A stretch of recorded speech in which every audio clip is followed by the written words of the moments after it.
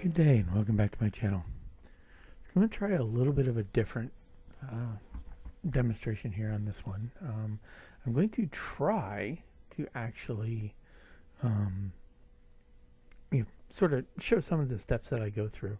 I have no idea how this project is or this process is going to work, but we're going to give it a shot.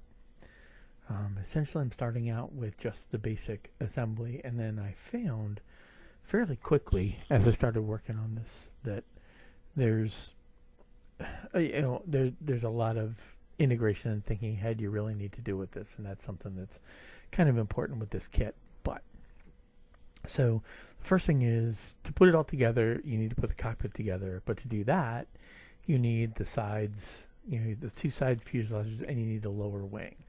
So first thing I do is go back and clean it up. Now the sprue gates on the whole thing are actually really not that terrible, but there's quite a bit here that does need some cleanup.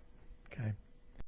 All right, so I'm going to speed up this here because this is a lot of, basically cleaning up, but there's some steps in here I want to go through. So your fuselage needs cleaned up. You walk through all this, and it's filing and sanding and filing and sanding. You get all that, right? This is normal. What I found with this kit though is flash really wasn't that bad. And the seams really didn't need a whole lot of extra effort. It just was a little bit of, it was really these sprue gates, right? I was a little nervous about the ones here, especially on the leading edges of the wings, just because the wing, those edges come down to a fine point, and then you have to nip them without nipping into the wing. So that was a bit of a concern, but I didn't really need to with a little bit of careful knife work and the clippers, and it really didn't take too much with sanding paper to catch them up, right? So just spend the time doing that, and you get that squared away. Now the other thing you want to look at here is there are sprue gates or ejector pin marks that are on the bottom of the wing, which unfortunately is the part you see. So you do have to go back and clean that up. So first thing, go back, clean up the thing. Now there, you can see those there right now. They're right there where it's important, and you can see it. So you have to go back and clean those up. So, and the other thing I wanted to do is I wanted to make sure those weren't like important. So like that hole there, that's important. You wanted to leave that there. But the ejector pin marks that are sitting next to it, and they're elevated, those did need to come off. So I did need to spend some time cleaning those up. And I spent some time, a little bit of knife work, a little bit of sanding paper. There are folks who are probably much better with sanding paper and that skill than I am. But I found that between using the edge of the X-Acto knife and the sandpaper and the sanding sticks, with a little bit of effort, I got that cleaned off. Now again, I apologize for some of this video. This is me trying a new and different process, so we'll see just how well the rest of this works, right? So I'll go ahead and finish putting this together, and I'll start working on the cockpit. So I'm showing a little bit of the airbrushing because you need to do this part before you go put the thing together. Now, I spent most of like 2 days fighting with my airbrush. You can see that there's already a base layer of that light blue laid down already, but it was just one struggle after another.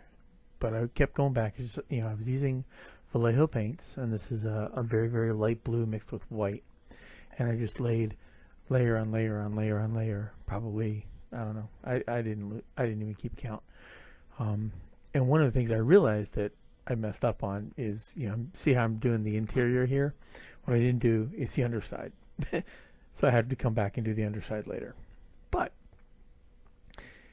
now that once I had the paint laid down, the next thing I had to do is start putting the thing together.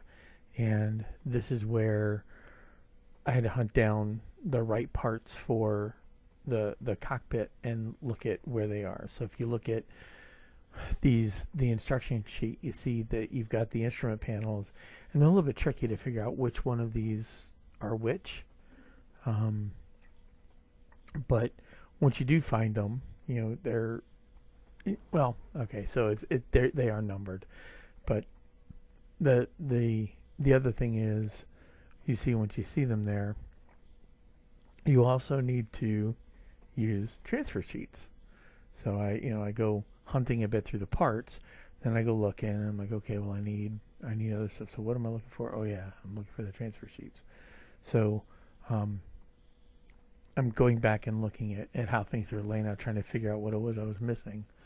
And right about here is when I realized I'm looking for transfers, and oh, there they are. So that's what I needed for the instrument panels, was getting the transfers put on. So once that was done, I finished putting the cockpit together, painting the pieces, and then assembling these to the bottom. Then I put the bottom on, and went ahead and went back, and then shot the whole bottom with that light blue color. That's about as far as I'll take this one. I hope this one was entertaining and useful. And until next time, happy modeling. Thank you very much.